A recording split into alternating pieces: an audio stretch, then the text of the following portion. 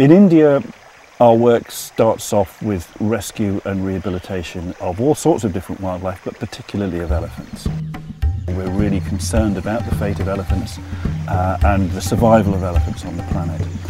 Kaziranga National Park is a national park which has a good population of elephants, but it has, like a lot of places in India, a lot of pressure from population.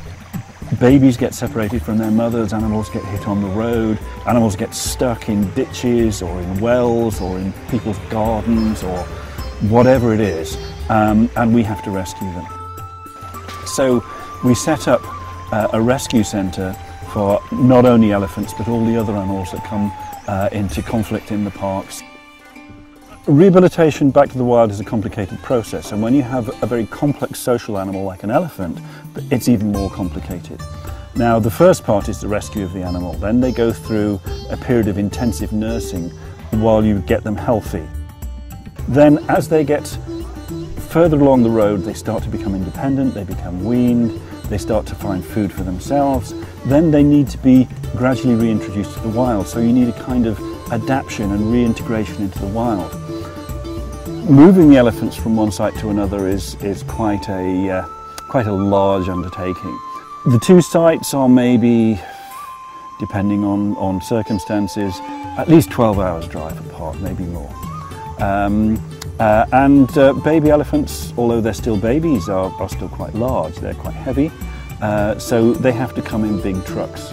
So we build up a ramp so that they can walk into the truck on the level. We back the truck up to the ramp so that there's no gap between, and then we tempt the elephant on. We also put a collar on the elephant so that it's not able to fall too easily. So it has something a bit like a seatbelt, something to push against if the swaying of the truck tends to unbalance it. Then we drive overnight because it's winter here in Assam. It's still hot during the day, but it's cool in the evening. We don't want the animals to get too hot.